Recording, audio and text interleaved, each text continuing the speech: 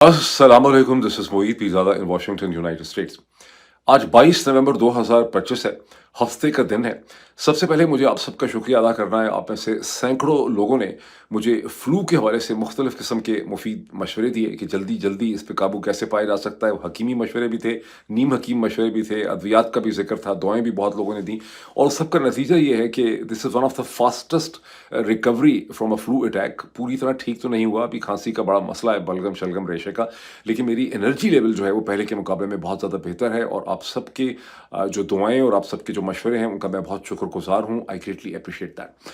Moving forward to the topics in front, वैसे तो दुनिया में बहुत कुछ हो रहा है, बहुत कुछ हो रहा है। अमेरिका, चीन, मशरिक़ वस्ता के हवाले से बहुत कुछ हो रहा है। मेरा बड़ा दिल था कि अगर वक्त ना गुजर गया होता तो अमेरिका के सदर और सऊदी अरब के जो एक तरह से फरमा रवाही हैं क्राउन प्रिंस मोहम्मद बिन सलमान के दरमियान जो बहुत ही तारीखी मीटिंग हुई है उसका मैं एक बहुत डिटेल्ड एनालिसिस आपके सामने रखता, लेकिन वो फिर किसी स्टेज पे मैं करूँगा।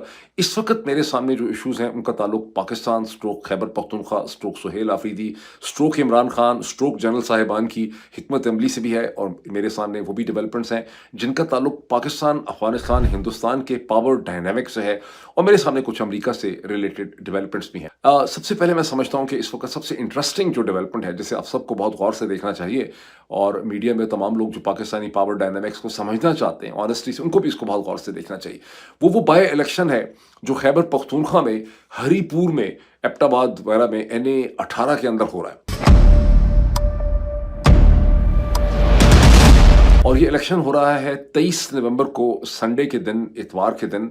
इस इलेक्शन का कॉन्टेक्स्ट और बैकग्राउंड ये है कि उमर अयूब को डिस्क्वालीफाई कर दिया गया था बहुत ही घटिया तरीके से। किसी तरह से भी उनकी डिस्क्वालिफिकेशन नहीं बनती थी, उन्हें भी डिस्क्वालीफाई किया गया और शिबली फराज साहब को भी डिस्क्वालीफाई किया गया जब एक एंटी टेरर कोर्ट का फैसला जो है उस पर रिलीफ उनको ना मिल सकी और इसका ताल्लुक है 9 मई 2023 से। ये डिस्क्वालिफिकेशन वैसे बड़ी अजीब थी दोनों की, बिकॉज दोनों जो है वो कोई रेबल नहीं है।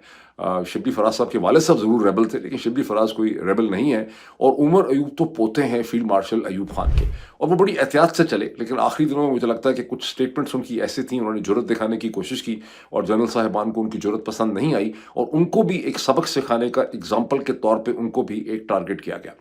अक्टूबर के आखिर तक उमर अयूब का ये ख्याल था कि वो इसको चैलेंज करेंगे सुप्रीम कोर्ट में, लेकिन मेरा ख्याल है कि उनको फरिश्तों ने बता दिया कि खान साहब सुप्रीम कोर्ट तो ख़त्म होने वाली है, आप अपनी अहलिया को खड़ा कर दें।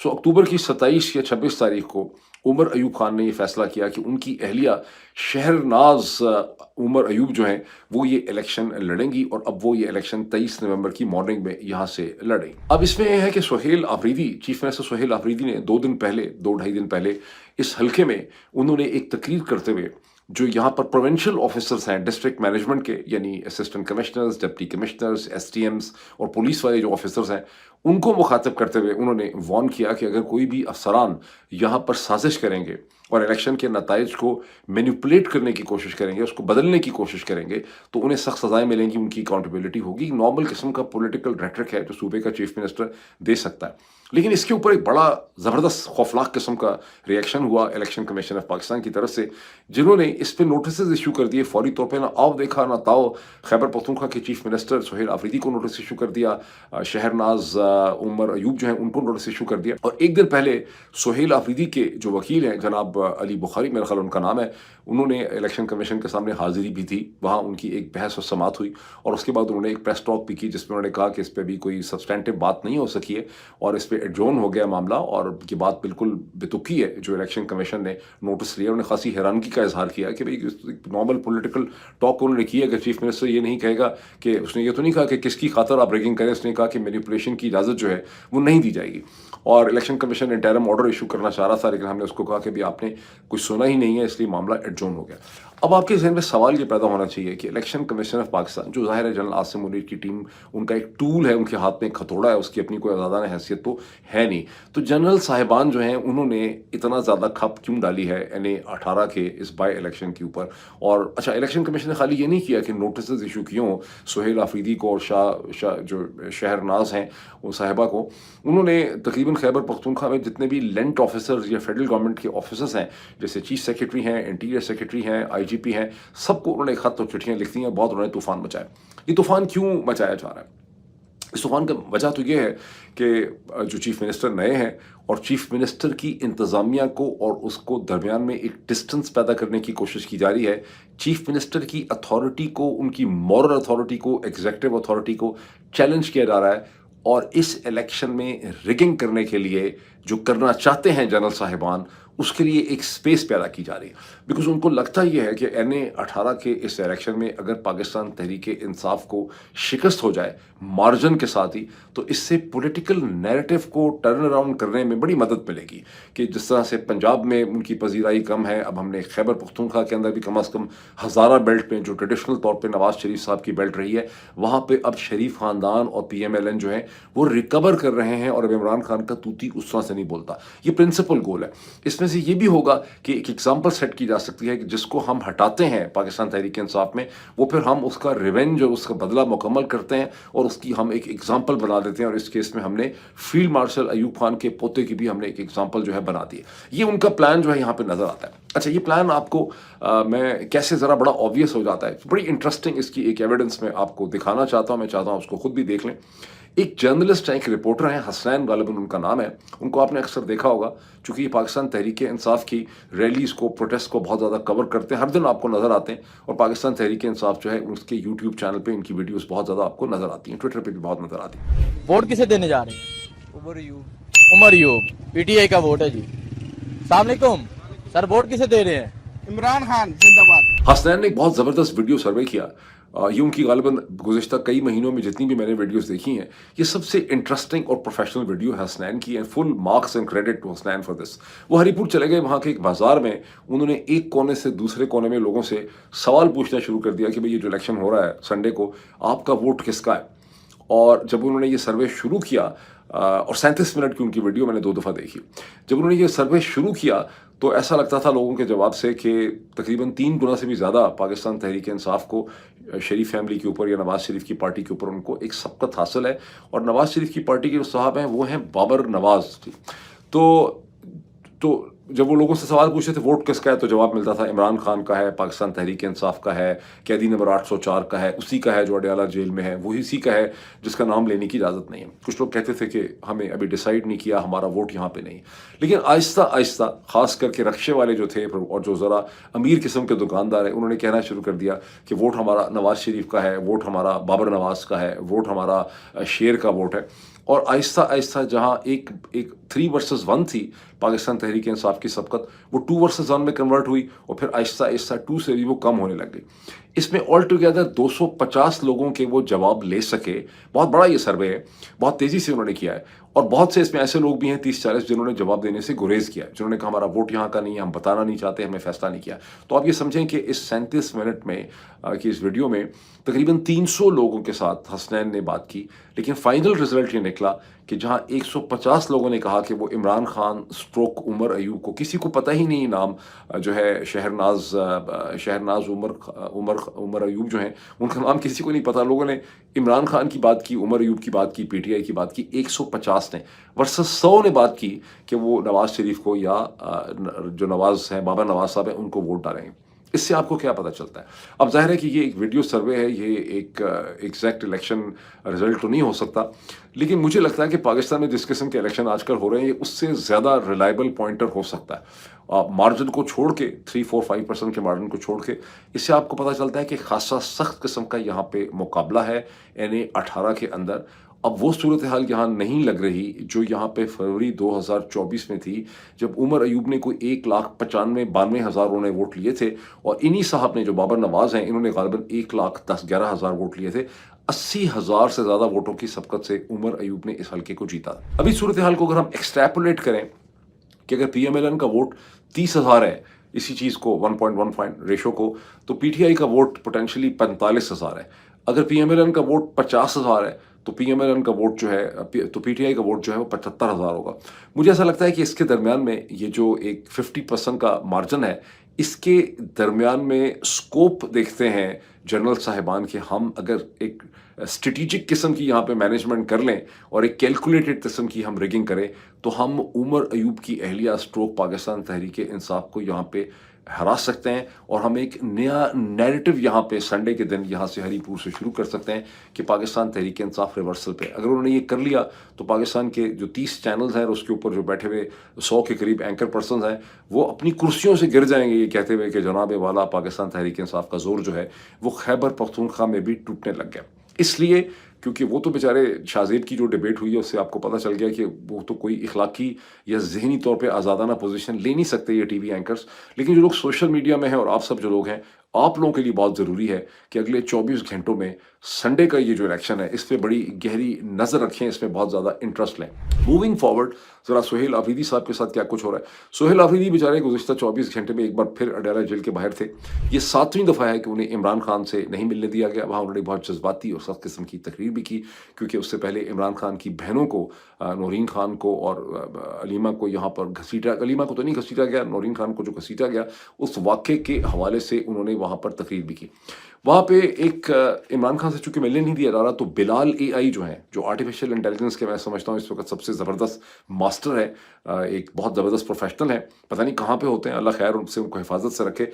بلال نے ایک بہت خوبصورت امیج بنایا ہے عمران خان ان ٹوٹل آئسولیشن، جو میں آپ کو اسکرین کے اوپر دکھانا چاہتا ہوں، کیونکہ میرا خیال ہے 2 ہفتے سے زیادہ ہو چکے ہیں کہ عمران خان کی کسی سے ملاقات نہیں ہے، ان کو بالکل کٹ آف کر دیا گیا ہے، قید تنہائی کی سزا جو ہے وہ انہیں دی جا رہی ہے۔ سہیل آفریدی نے وہاں تقریر کرتے ہوئے 2-3 بڑے اس کے انٹرسٹنگ پوائنٹ ہیں۔ ایک تو خیر انہوں نے کہا کہ NSC ایوارڈ جو ہے اس کی میٹنگ بھی ہماری ابھی تک نہیں کروائی جا رہی، اور NSC کی میٹنگ اب اعلان یہ ہوا ہے کہ NSC کی میٹنگ جو ہے نیشنل فائنانس جو کمیشن ہے جس میں صوبوں کے پیسے کا فیصلہ ہونا ہے وہ 4 دسمبر کو ہوگی۔ پتہ نہیں 4 دسمبر کو ہو پاتی ہے کہ نہیں ہو پاتی، بیکاز 4 دسمبر کے اعلان سے پہلے اس کی تاریخ آئی تھی 2 دسمبر، 2 دسمبر کے بعد اس کی تاریخ آئی 3 دسمبر، اور اگست سے یہ سلسلہ چل رہا ہے۔ اگست میں اس کی تاریخیں آتی رہیں اکتوبر کے بعد تاریخیں آتی رہیں نومبر کے بعد اب 8 دسمبر پہ چلی گئی ہے، تو پتہ نہیں اب 4 دسمبر کو یہ میٹنگ ہونی یا نہیں ہونی۔ بہرحال سہیل آفریدی مسلسل یہ ڈیمانڈ کر رہے ہیں کہ NSC کی میٹنگ ہو۔ اب یہ NSC کی میٹنگ جو ہے اس میں چلیں، یہ تو جب ہوگی تو پھر اس کے بعد کریں گے، لیکن اب دیکھتے ہیں ہوتی ہے کہ نہیں ہوتی۔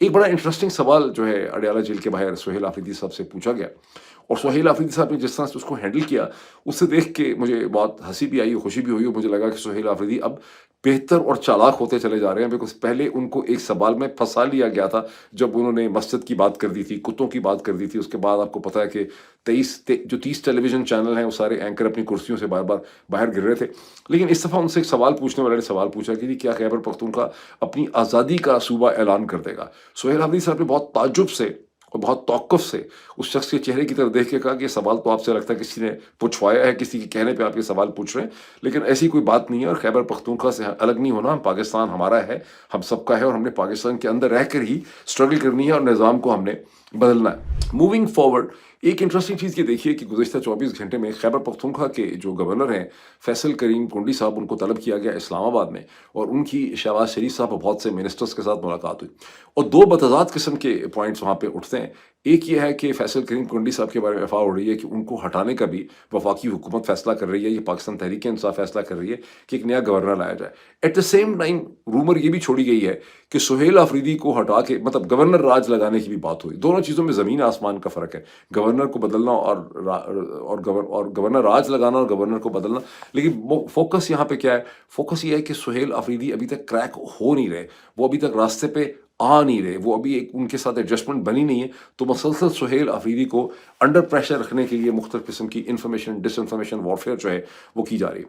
اب تھوڑا سا آگے چلیں کہ جمعے کا جو دن تھا 21 نومبر کا، پاکستان تحریک انصاف اور تحریک تحفظ آئینی پاکستان نے جوائنٹلی جتنی بھی کمپوننٹ پارٹیز ہیں انہوں نے ایک سیاہ دن منانے کا، اس کو سیاہ دن منایا بھی انہوں نے فرائیڈے کو، جس کا بہت زیادہ ایکسپریشن آپ بنایا تو انہوں نے پورے پاکستان میں 4 صوبوں میں، لیکن اس کا زیادہ ایکسپریشن آپ کو خیبر پختونخوا سے ہی ملا ہے، جو رپورٹڈ ہے کہ وہاں کے شہروں میں، قصبوں میں، بڑے شہروں میں، سیکنڈ ٹیئر شہروں میں، مختلف جگہوں پہ اس میں جلوس نکلے، جلسے ہوئے، کہیں نہ کہیں لوگ اکٹھے ہوئے۔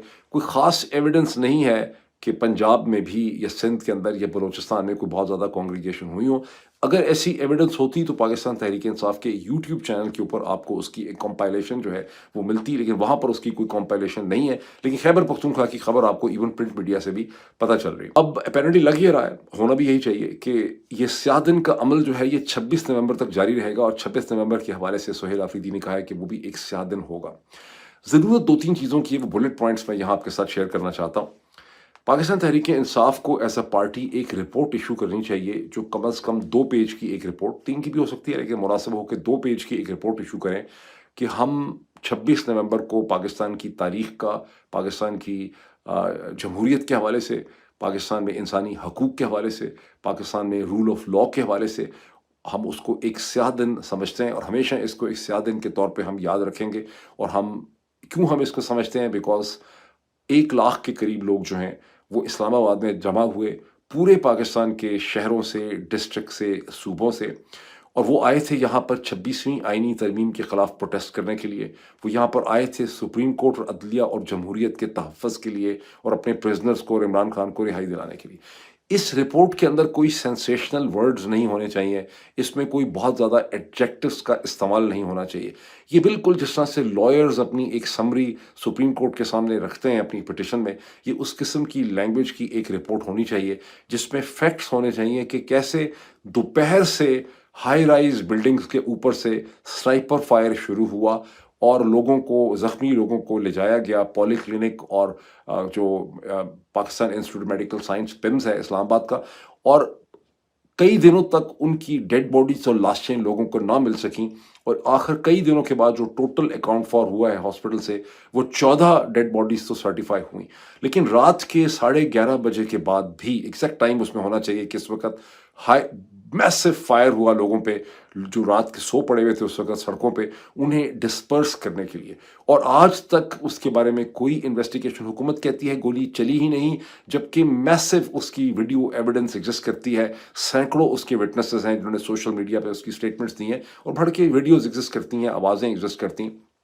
تو اس کی کوئی آج تک نہیں پتہ چل سکا کہ وہ جو گولی چلی اس کے نتیجے میں کتنے لوگ جاں بحق ہوئے، کتنے زخمی ہوئے، ان کی ڈیڈ باڈیز کدھر گئیں، وہ زخمی لوگ کہاں چلے گئے. ہر قسم کی رومرز اور اسپیکولیشنز ایگزسٹ کرتی ہیں. اور ہم ایک بار پھر انٹرنیشنل کمیونٹی اور میڈیا اور ہیومن رائٹ آرگنائزیشنز کو باور کروانا چاہتے ہیں کہ یہ ایک بہت تاریخ دن تھا پاکستان کی تاریخ کا.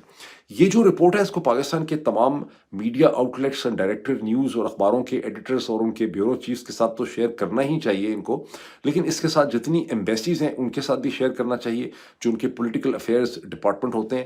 پھر یہ ہے کہ جو انٹرنیشنل میڈیا ہے اس کے صرف پاکستان کے آفیسز نہیں، بیکاز اس کے جو انٹرنیشنل آفیسز ہیں جیسے نیو یارک ٹائمز ہے، واشنگٹن پوسٹ ہے، گارڈین ہے، BBC ہے، وہاں اس رپورٹ کو ڈسپیچ کرنا چاہیے. اب مجھے نہیں پتا کہ پاکستان تحریک انصاف کی جو ظاہر ہے یہ پارٹی بہت سٹریس اینڈ سٹرین میں ہے، اس کے پاس کوئی ایسا تنظیمی ڈھانچہ ہے جو اس قسم کے ایک 2 پیجر کو انٹرنیشنل میڈیا اور ہیومن رائٹ آرگنائزیشنز تک بھیج سکتا ہے. Amnesty international, human right watch, reporters سان فرنٹیئر، یہ تمام آرگنائزیشن کو بھیج سکتا ہے، یہ نہیں بھیج سکتا. لیکن ہونا چاہیے ان کے پاس ایک ایسا ڈھانچہ کہ یہ ان کے سامنے اس کو پلیس کر سکیں. اور ابھی بھی ٹائم ہے، 4 دن ابھی ہیں، اس کے درمیان میں یہ پروسیس کو کمپلیٹ کر سکتے ہیں. اس کو ڈاکومنٹ کرنا جو ہے وہ بہت زیادہ ضروری ہے. چیف منسٹر سہیل آفریدی کی بڑی ذمہ داری یہ بنتی ہے کہ 26 تاریخ کی رات کو جو فائرنگ ہوئی، علی امین گنڈا پور نے اس کے حوالے سے کچھ بھی نہیں کیا. کیا سہیل آفریدی اور ان کی ٹیم نے ابھی تک کوئی اس پہ تحقیق کی ہے یہ سمجھنے کے لیے کہ، کیونکہ ہے بہت مشکل کام، یہ آسان کام نہیں. لوگ سمجھتے ہیں بڑا آسان کام ہے کہ لوگ اگر مر گئے ہیں تو فوری طور پہ پتہ چل جائے گا. اس لیے کہ جب لوگ سیاسی ریلیز میں گھر سے نکلتے ہیں تو وہ کوئی ID کارڈ یا الیکٹرانک ٹیگنگ کے ساتھ نہیں نکلتے، نہ کوئی وہ فوج کے دستے کے طور پہ رجسٹر ہوئے ہوتے ہیں کسی جگہ پہ. آپ یہ پروو ہی نہیں کر سکتے کہ کون سا بندہ ایک ریلی کا حصہ تھا. اور کئی دن لگ جائیں گے گھر والوں کو یہ کلیم کرتے کرتے کہ ہمارا باپ، بیٹا، بھائی جو ہے وہ گم ہو گیا ہے، آ نہیں رہا. اور اس کو ڈاکومنٹ کرنا آسان کام نہیں ہے، خاص کر کے جب نیشنل جو ڈاکومنٹیشن ایجنسی ہے نادرا، وہ آپ کے ساتھ کوآپریٹ نہ کرے اور وہ فیڈرل گورنمنٹ کے کنٹرول میں ہو. اور مجھے نہیں لگتا کہ خیبر پختونخوا کی حکومت نے ابھی تک اس کو، کتنے لوگ مسنگ ہیں 26 نومبر کے بعد، اس کو ڈاکومنٹ کرنے کی کوشش کی. اگر سہیل آفریدی صاحب کی ٹیم یہ کر سکے اور ڈاکومنٹ کر سکیں کہ کتنے لوگ مسنگ ہیں 26 نومبر کے بعد سے خیبر پختونخوا کے مختلف شہروں سے، ڈسٹرکٹ سے، تو یہ ان کی ایک بہت بڑی اچیومنٹ ہوگی. मूविंग फॉरवर्ड, पाकिस्तान का foreign office coming to Afghanistan, Pakistan and Hindustan. Pakistan के फॉरेन ऑफिस ने फ्राइडे के दिन अपनी एक जो वीकली वो ब्रीफिंग करते हैं वो की, और वैसे तो उसमें बड़े सख्त किस्म के जुमले कहे गए कि अफगानिस्तान जो है, हमें एहसास है कि अफगानिस्तान और पाकिस्तान के ट्रेडर्स को बड़ा माली नुकसान हो रहा है। कह रहे हैं कि अफगानिस्तान को तकरीबन 1.6 बिलियन डॉलर का सालाना नुकसान है, और रोज़ का अफगान ट्रेडर्स को 2.5 मिलियन या आप कह रहे हैं कि 2.5 मिलियन डॉलर का रोज़ाना उनको नुकसान है। इसी तरह से पाकिस्तान के ट्रेडर्स को भी, खुद पाकिस्तान की गवर्नमेंट को जो गालबन ट्रेड के पैसे मिलते हैं ट्रांजिट के, उसमें 1 बिलियन डॉलर का सालाना नुकसान है, और पाकिस्तान को ट्रेडिंग लॉसेस उसके अलावा है। लेकिन पाकिस्तान के फॉरेन ऑफिस के जो स्पोक्स पर्सन है ताहिर अंदरावी साहब, उन्होंने मीडिया को ये कहा कि पाकिस्तानियों की जान ज़्यादा अहम है, अफगानिस्तान जो है वो पाकिस्तानी लोगों के ऊपर जो हमले हैं उसमें मुलव्वस है, सिक्योरिटी बहुत ज़्यादा इंपॉर्टेंट है। ये पुराना पाकिस्तान का पैराडाइम है 70 बरस का कि सिक्योरिटी इंपॉर्टेंट है और कोई चीज़ इंपॉर्टेंट नहीं है। बहरहाल तो, लेकिन असल में पाकिस्तान फॉरेन ऑफिस बड़ा परेशान नजर आया, और उसकी दो वजूहत है। पहली वजह तो उसकी ये है कि हिंदुस्तान और अफगानिस्तान के दरमियान में बहुत ही प्रोफेशनल तरीके से, निपे तुले तरीके से, स्टेप बाय स्टेप ट्रेड को बढ़ाने की बात हो रही है। और अफगानिस्तान के जो trade and industry and commerce के मिनिस्टर हैं, वो 5 दिन के लिए हिंदुस्तान पहुंचे हुए थे। वहाँ उनकी मुसलसल मुलाकातें होती रही, जिसमें दोनों कंट्रीज़ ने ये फैसला किया कि ट्रेड के और कमर्शियल अटैचेज़ होंगे दिल्ली के अंदर और काबुल के अंदर। फिर किस तरह से आपने चाबहार के पोर्ट से ईरान के ज़रिए ट्रेड को लेकर आगे बढ़ना है, किस किस्म का ट्रेड होगा, और गोल उन्होंने रखा कि जिस तरह से 2021 में हिंदुस्तान और अफगानिस्तान का बायलैटरल ट्रेड 1.8 बिलियन डॉलर तक पहुंचा था, उस फिगर से अब इसको आगे लेके जाना है, और इस वक्त भी तकरीबन वो 1 बिलियन डॉलर के करीब, और उसमें ईरान का एंगल भी है, सब कुछ है। अब उसमें ये देखें कि अफगानिस्तान से जो चीज़ें आती हैं वो बेसिकली अर्थ प्रोड्यूस हैं, जिसमें फ्रूट्स हैं, जिसके अंदर नट्स हैं, जिसके अंदर कोई थोड़े वेजिटेबल्स हैं, इस किस्म की चीज़ें जिसको अब बेसिक प्रोडक्ट्स कहते हैं, जो ज़मीन से चीज़ें जो है आप पैदा करते हैं, जैसे मिनरल वाला है। लेकिन हिंदुस्तान से developed process and industrial product में अफगानिस्तान आना है, जिसके अंदर मेडिसिन है, फार्मास्यूटिकल प्रोडक्ट है, जिसके अंदर मेडिकल इक्विपमेंट है, जिसके अंदर इंजीनियरिंग इक्विपमेंट है, उसमें एक बेसिक इंडस्ट्रियल मैन्युफैक्चर है, शुगर है, उसके अंदर टेक्सटाइल एंड गारमेंट्स हैं, और ये सारा प्रोसेस जो है। अच्छा, इसके रास्ते में जो चैलेंज है कि इनको चूंकि पाकिस्तान से कोऑपरेशन नहीं है और इसने चाबहार या ईरान के जरिए आना है, तो इसमें मसला है कॉस्ट एंड फ्रेट का, कि किस कॉस्ट पे हिंदुस्तानी गुड्स और अफगान गुड्स जो हैं वो दूसरी की मार्केट में पहुंच सकेंगे। लेकिन ये जो कॉस्ट एंड फ्रेट का इशू है और सी साइड का इशू है, इसे पाकिस्तान की साइड से बहुत एग्जैजरेटेड तरीके से देखा गया, और ये समझ लिया गया कि चूंकि कॉस्ट एंड फ्रेट बढ़ जाएगा तो हिंदुस्तान अफगानिस्तान ट्रेड कर ही नहीं सकें। अगर ऐसा होता तो फिर पाकिस्तान और यूरोप, पाकिस्तान और अमेरिका, और यूरोप और अमेरिका के दरमियान में भी कोई बहुत ज़्यादा ट्रेड ना होता, बिकॉज सी इन्वॉल्व हो जाता है, तो कॉस्ट एंड फ्रेट की वजह से ना कर सकते। असल में है कि अगर मार्केट का साइज़ बड़ा हो और एक साइड दूसरी साइड के लिए ज़्यादा सेंसिटिव हो, और इस केस में हिंदुस्तान की इकोनॉमी में इतनी जान है कि वो अफगानिस्तान में अपनी मार्केट बिल्डअप करने के लिए फॉर स्ट्रेटिजिक रीजंस इस ट्रेड को सब्सिडाइज भी कर सकते हैं, अफगानिस्तान की मदद भी कर सकते हैं।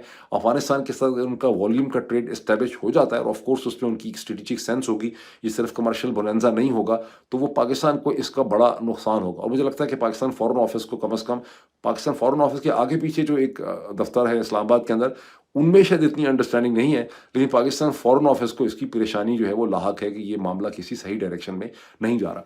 दूसरी जो सरदर्द हो रही है पाकिस्तान फॉरेन ऑफिस को, वो ये है, अखबारी नुमाइंदों के क्वेश्चन से पता चलता है कि 9 नवंबर को, जब 7 नवंबर को आखिरी दफ़ा इस्तांबुल में टॉक्स हुई थी पाकिस्तान, अफगानिस्तान, तुर्की, कतर की, तो उस वक्त प्राइम मिनिस्टर रजब तैयब एर्दोगान ने उसके 2 दिन के बाद, मेरा ख्याल है जब उनकी मुलाकात हुई सेंट्रल एशिया में शहबाज शरीफ साहब के साथ, तो उन्होंने ये कमिट किया था कि तुर्की का एक high powered ministerial delegation led by Turkish foreign minister, उनके साथ तुर्किया के डिफेंस मिनिस्टर और तुर्किया के इंटेलिजेंस चीफ पाकिस्तान आएंगे। वो डेलीगेशन नहीं आया, बात गुम हो गई है। अब उसका इल्ज़ाम ये लग रहा है, जो अखबारी रिपोर्टर्स की बातों से पता चलता है, कि महसूस किया जाता है कि पाकिस्तान ने तुर्की के साथ कोऑपरेट नहीं किया, इसलिए तुर्क नहीं आ रहे, ये कॉम्प्लेक्सिटी है।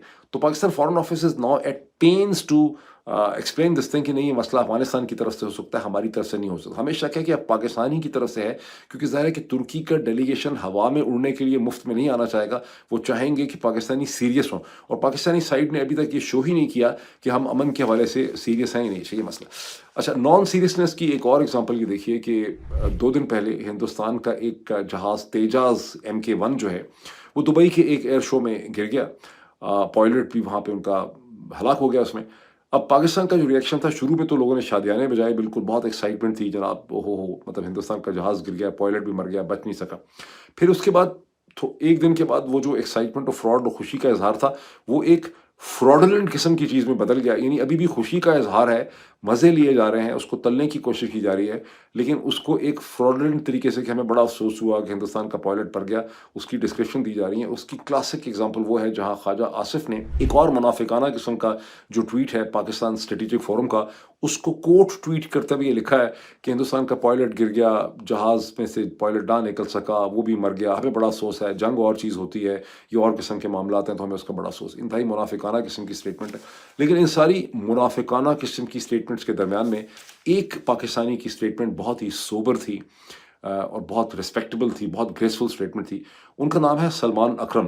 وہ بھائی ہیں ونگ کمانڈر نعمان اکرم صاحب کے, جو اس وقت جاں بحق ہوئے جب F-16 جو ہے مارچ 2020 میں جب پاکستان ڈے پیریڈ کے حوالے سے پریکٹس کی جا رہی تھی, ایگزیبیشن کی, جو آپ نے ایکروبیٹکس کرنے ہوتے ہیں اس کے حوالے سے, اسلام آباد میں شکر پڑیاں کے قریب شکر پڑیاں کے اوپر F-16 کریش کر گیا تھا. اس وقت بڑی اسپیکولیشن تھی کہ شاید یہ کریش ہی نہیں کیا, پاکستان جھوٹ بول رہا ہے اور یہ پاکستان کا جہاز گر گیا تھا. بالاکوٹ پوسٹ بالاکوٹ جو ہندوستان کا کلیم ہے کہ گر گیا, وہ ظاہر ہے وہ بات نہیں تھی, یہ شکر پڑیاں میں ہی گرا تھا, یہ حقیقت ہے.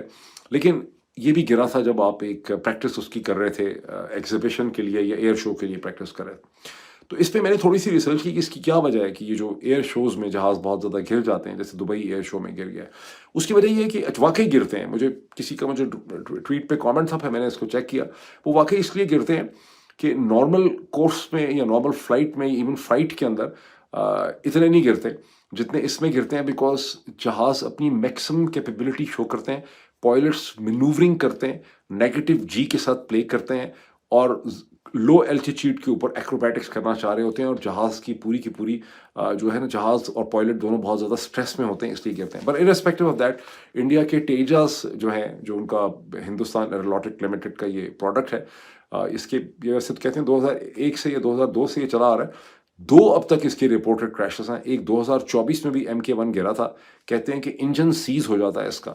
لیکن دوسری طرف ارناب گوسوامی نے, جو ہندوستان کے ایک بہت ہی پرومیننٹ اینکر پرسن ہے, انہوں نے کمال ہی کر دیا ہے. انہوں نے اپنے ساتھ بندے بٹھا کے تقریباً یہ دعویٰ کر دیا ہے کہ جنرل الیکٹرک جو ہے وہ اس کے لیے امریکہ کی کمپنی رسپانسبل ہے, بیکاز انہوں نے جو ابھی تک ایڈوانس انجنز جو ہیں تیجاس کے لیے نہیں دیے. یہ بھی ایک ڈفرینٹ لیول کی منافقت کہیں اس کو, جھوٹ کہیں اس کو, کیا کہیں. انٹرنیشنلی اسپیکنگ جو امریکہ کے حوالے سے سب سے انٹرسٹنگ جو ڈیولپمنٹ تھی, جو لوگ ایکسپیکٹ ہی نہیں کرتے تھے کہ ہو سکتی ہے, وہ اب سے بہت گھنٹے پہلے امریکہ کے صدر ڈونلڈ ٹرمپ نے واشنگٹن کے اندر بہت ہی وارملی انہوں نے ایمبریس کیا نیو یارک کے الیکٹڈ میئر جناب زہران ممدانی کو. یہ ایک شاکر تھا میڈیا کے لیے, اور ایک مطلب خود ڈونلڈ ٹرمپ نے اس پریس ٹاک جو کی اس میں انہوں نے کہا کہ لوگ حیران پریشان ہیں.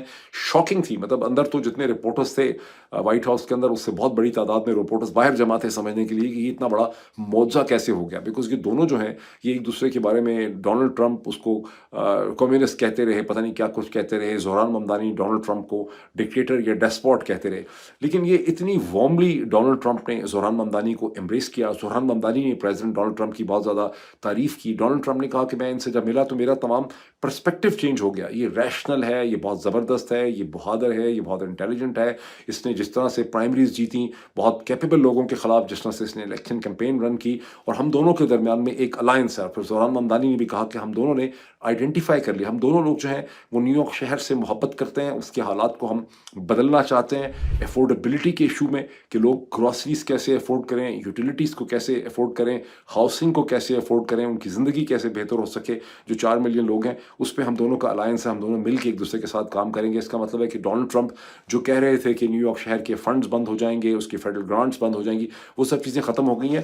اور اس 31 منٹس کی جو ویڈیو ہے اس کو دیکھنا بہت ضروری ہے. یہ ایک کلاسک چیز ہے جو شو کرتی ہے کہ politics is the art of the possible.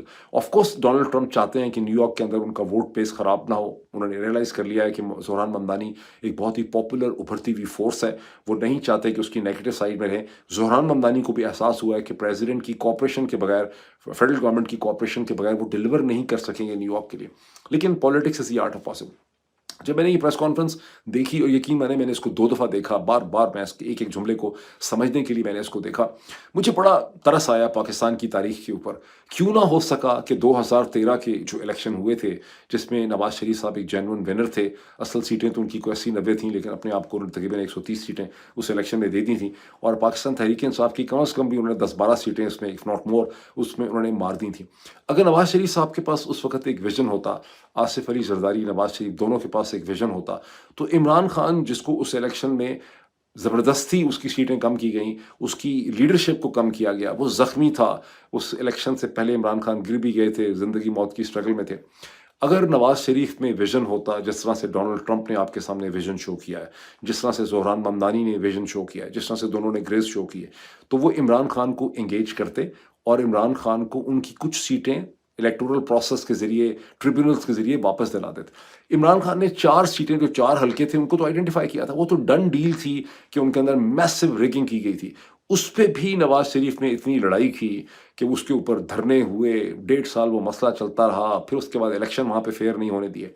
अगर 4 के बजाय 6, 7, 8 सीटें इमरान खान को दे दी जाती 2013 के इलेक्शन के बाद, इमरान खान का जो ज़ख्म था और जो एक सेंस ऑफ इंजरी थी, वो ख़त्म हो जाती, हॉस्टिलिटी ख़त्म हो जाती। Imran Khan leader of the opposition बन जाते नेशनल असेंबली के अंदर, उनकी ज़्यादा अटैचमेंट और इन्वॉल्वमेंट हो जाती पाकिस्तान के पॉलिटिकल प्रोसेस में। मूविंग फॉरवर्ड अगर इमरान खान के अंदर भी विजन होता 2018 के बाद, तो इमरान खान, आसिफ अली ज़रदारी और नवाज़ शरीफ को जेल से निकालने में जनरल बाजवा के बजाय इमरान खान पेश होते।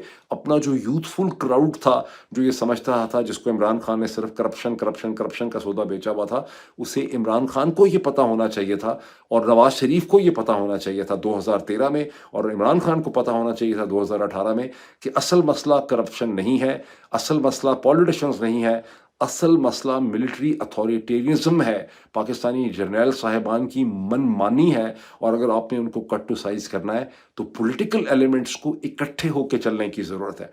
गलती और ब्लंडर किया नवाज़ शरीफ ने 2013 में, ग्रेस नहीं दिखाई, विजन नहीं था उनके पास पॉलिटिक्स का। 2018 में इमरान खान के पास भी विजन नहीं था कि अगर मैं नवाज़ शरीफ और आसिफ अली ज़रदारी को इतना एस्ट्रेंज कर दूंगा, तो ये जाके जर्नैलों की गोद में बैठ जाएंगे और ये निज़ाम नहीं चल सकेगा। बहरहाल अभी मैं बात यहीं इसका आगाज़ करता हूँ, फिर बात करते रहेंगे। Thank you.